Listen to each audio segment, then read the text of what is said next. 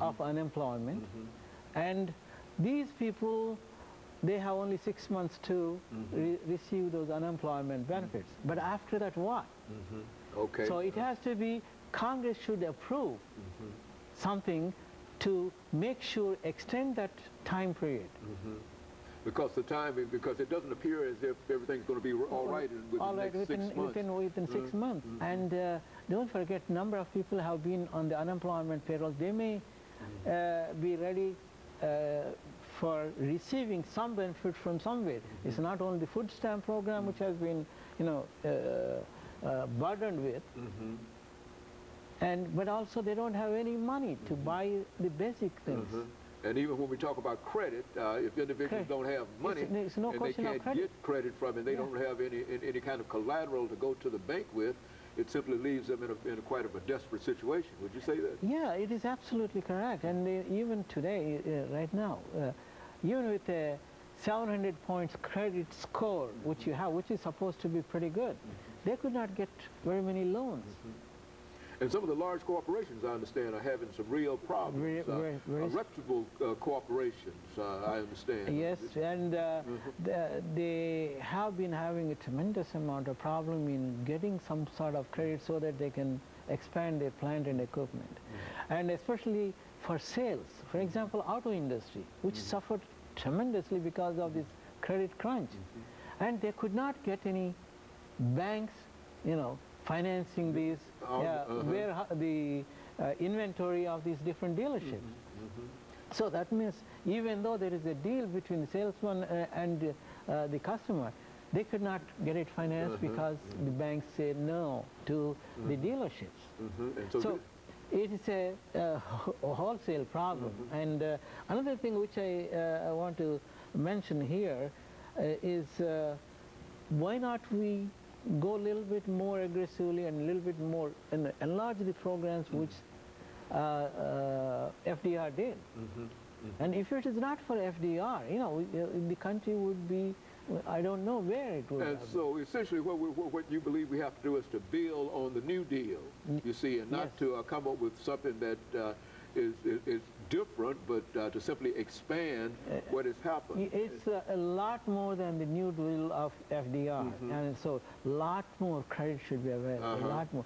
And you should not, see, unfortunate thing in the early period was even the inflation. The prices have gone up, because number of these major manufacturing industries in this country are oligopolies. That means only few companies control the major share of the industries. So that means they are not going down in prices even though there isn't enough demand for their product. So whoever buys that, they are going to pay this high price, which automatically creates. In other words, there's no competition. Is that what we're saying? There is no competition. Unfortunately, our country, of course, we always say we are always very proud of our economic system, which is the capitalistic society where individual freedom and all that. But the thing is, at the same time, when these few companies are manipulating or holding the price lines a lot higher than what the people can afford to pay, which causes enormous amount of inflation. They cannot have other things, because of the prices increase. But and one thing, Dr. Paruchuri, over the last couple of minutes before we leave today, say something about some of these extraordinary salaries that these individuals were getting, and how that might impact upon what we're doing now. It was a number of the mistaken policies of these executives have created enormous problems for all these financial institutions and these different corporations. And here they also have golden parachutes, as we call them, where a number of these executives, senior executives, were getting enormous amount of bonuses and big packages for their retirement.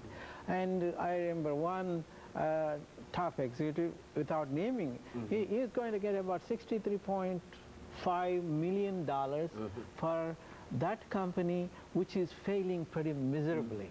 And it's not just one company. Look at all these different institutions. And every one of them had a nice golden parachute packages which would take away the investors' money, basically. And while they are suffering losses, these people are still getting those packages.